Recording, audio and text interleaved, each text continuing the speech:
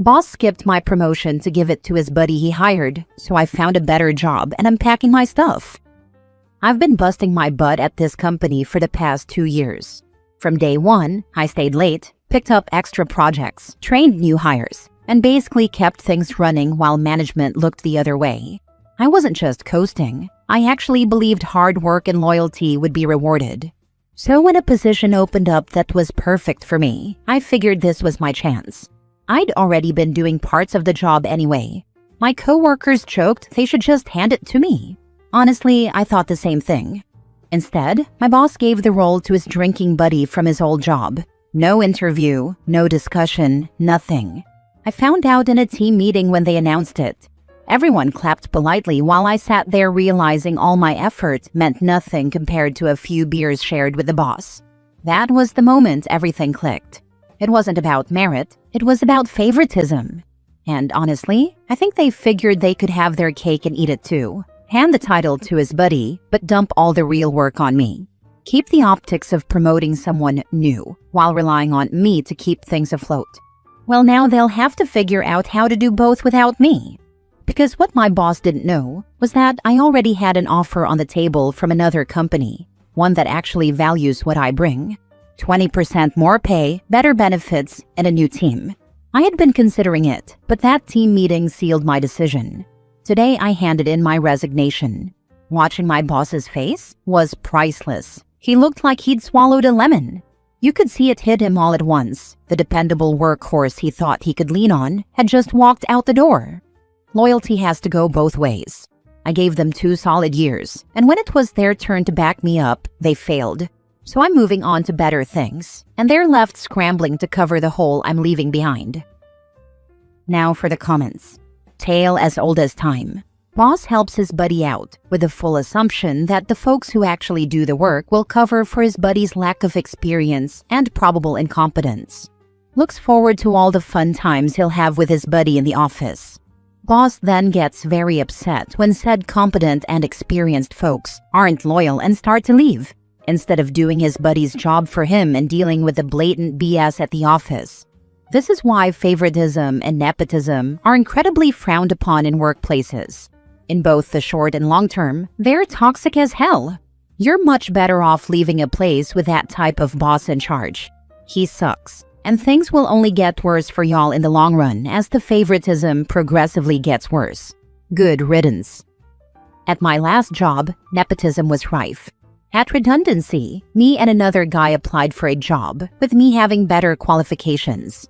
He got it, but it was nothing to do with the fact that his new boss's boss was his dad. The more I look around at this piece of crap world, the more obvious it is that it's run by a-holes and their stupid buddies they gave jobs to instead of qualified people. It's like a damn club where competence doesn't matter, just who you know. Congrats on your new job. Wonder if boss will learn his lesson from this. Honestly, doubt it. Some managers just don't get that treating good people like garbage has consequences. His loss, though, already excited about the new place. I just quit an exploitative internship, where they heavily relied on me for profitable designs. I've been getting the cold shoulder all week. The owner and his lackey were out of town for my last day. Thank goodness, too. Everyone else was super nice and thankful for all that I'd done. Even the facilities manager bought lunch for the crew on my last day. Not everyone is crappy. I kept low-key dropping hints to certain people that they were too good for this place. Loyalty is not acknowledged nor rewarded. It doesn't matter how valuable you are, you'll get dropped at the owner's earliest convenience or mood swing. He's narcissistic and possibly bipolar based on his actions. I'm so glad to be gone and headed to a place I'll be rewarded. Next story. Am I the a-hole for not wanting to rehire my sister after she cost my practice $40,000? I am a medical professional and joined my dad's practice 20 years ago. Currently, the practice has been open 51 years. Not really important, but kind of cool. My sister Tina joined the practice the same time I did and started doing all of our insurance and patient billing. She has MS, and her symptoms like memory loss and anxiety have gotten worse over the last few years. My dad went part-time about 8 years ago, so I've been running the practice, meeting with the consultants, monitoring the P&L, keeping our costs down, etc. In August of last year, I noticed that we weren't having as much money coming in. I couldn't figure it out because I was seeing plenty of patients.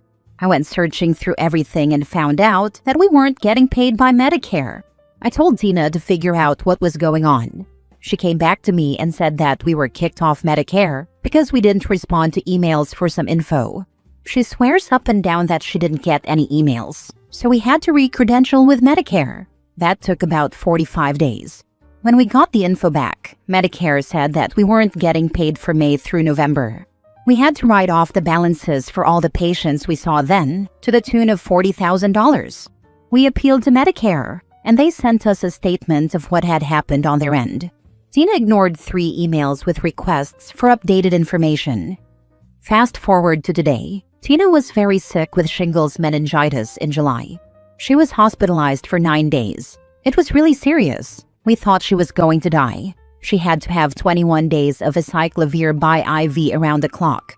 She had issues walking, and one side of her face is permanently paralyzed, causing speech issues. I honestly didn't think she would come back to work. She has long-term and short-term disability, and I really thought with this illness and her MS, she would stay at home.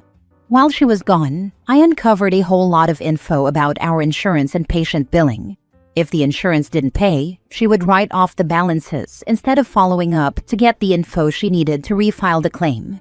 She never sent statements to the patients, just wrote off anything over 90 days so it looked like we were getting paid when we weren't.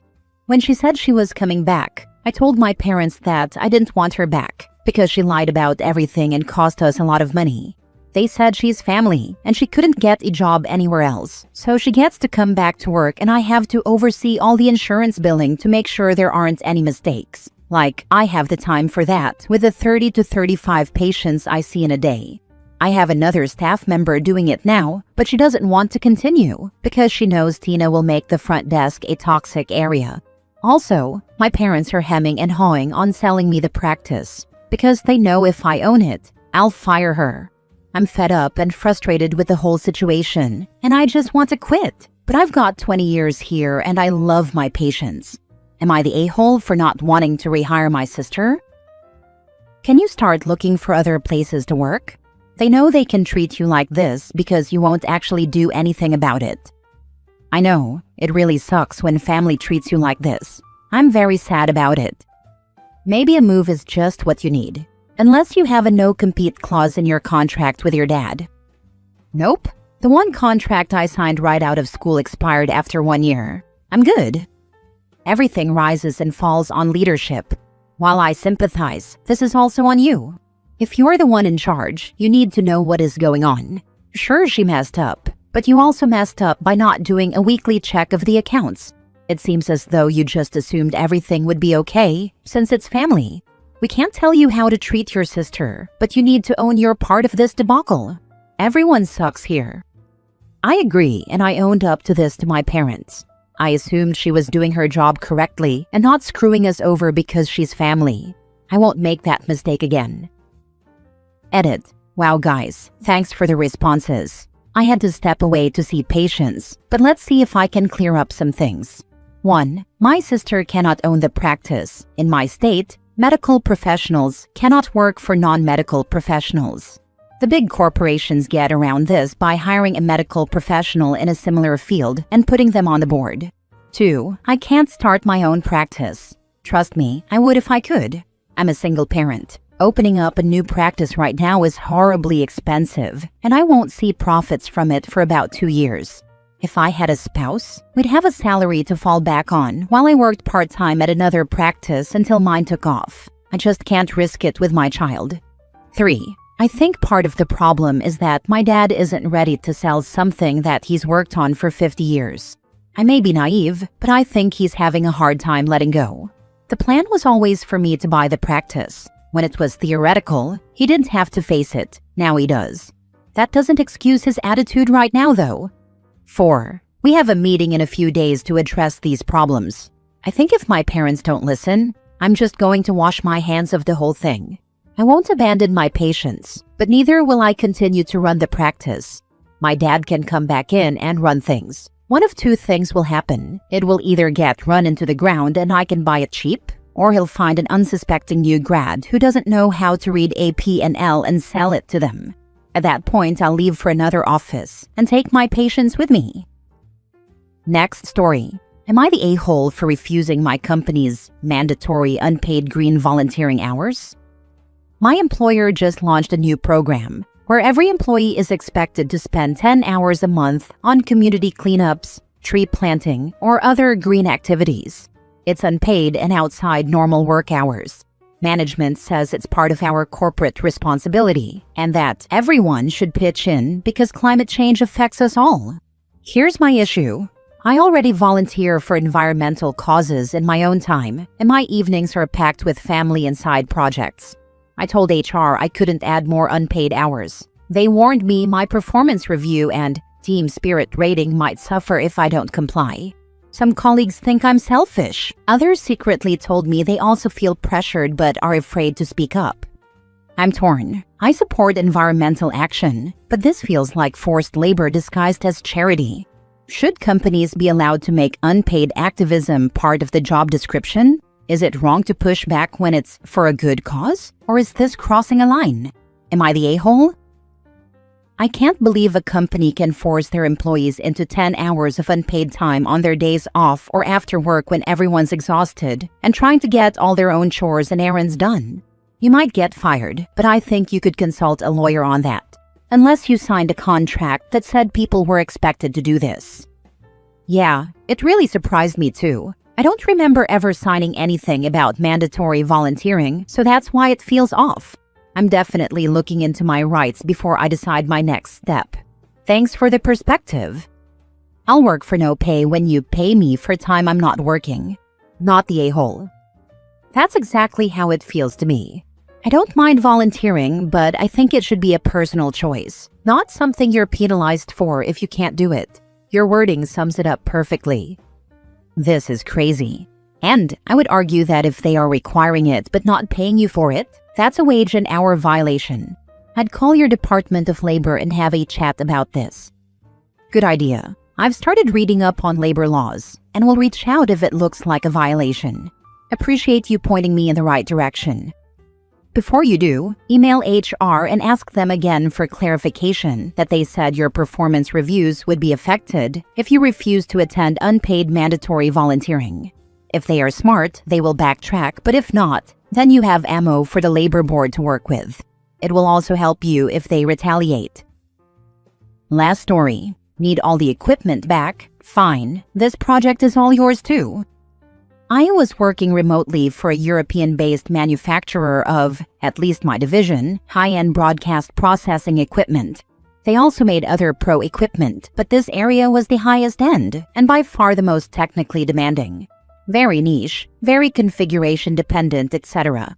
Great technical staff and developers in Europe. We had a great relationship, being a bunch of tech nerds who could talk about IP ranges and capacitor values for hours. The US office just took orders from HQ over there. They had some good basic techs, but they weren't set up to do any high-end troubleshooting, which is exactly why I existed.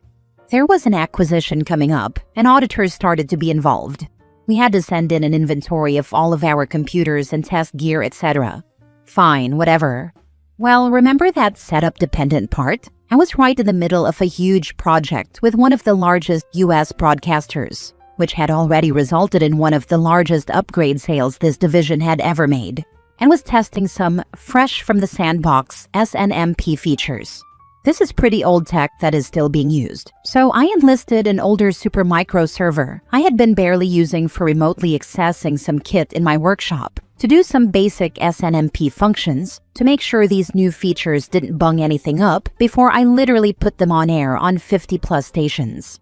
Things were working fine with tests. I'd get a new revision first thing in the morning, bang on it a bit, send it off to my tech contact by my end of day at the network, which was his morning. Not terribly difficult, but pretty niche. And also one reason I worked for this company. No one knew at all what any of this was in North America. So, auditors are involved, and the North American office that just takes orders sees this Supermicro server on the inventory list, and it's the end of the world. Why is there a server out in the field? Why do you need so much test equipment? Who approved this? Etc.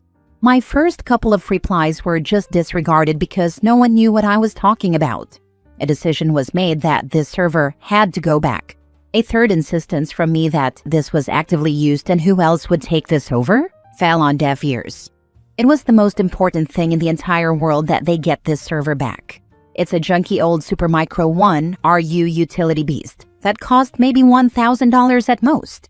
For whatever reason, I was feeling extra snarky the day I should have boxed the server up. So I wrote an extra friendly note to all the techs, the decision makers at the US office, and to my tech contact and his boss at the network, introducing everyone, thanking them for taking over this critical project, and thanking HQ for helping take on this time-sensitive test phase that would really help me get to other critical projects. About 25 minutes later, I sent tracking information for all the kit. Still didn't box up the server I was supposed to send back. About an hour later, I get a really odd email from one of the decision makers in the US office.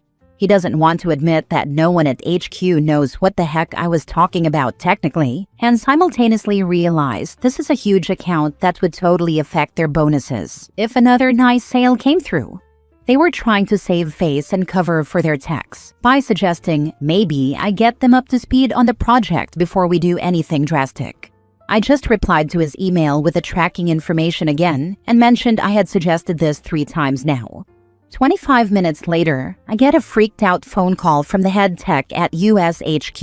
He and his superior, the decision maker, had just gotten a very nice call from my contact's boss at the network.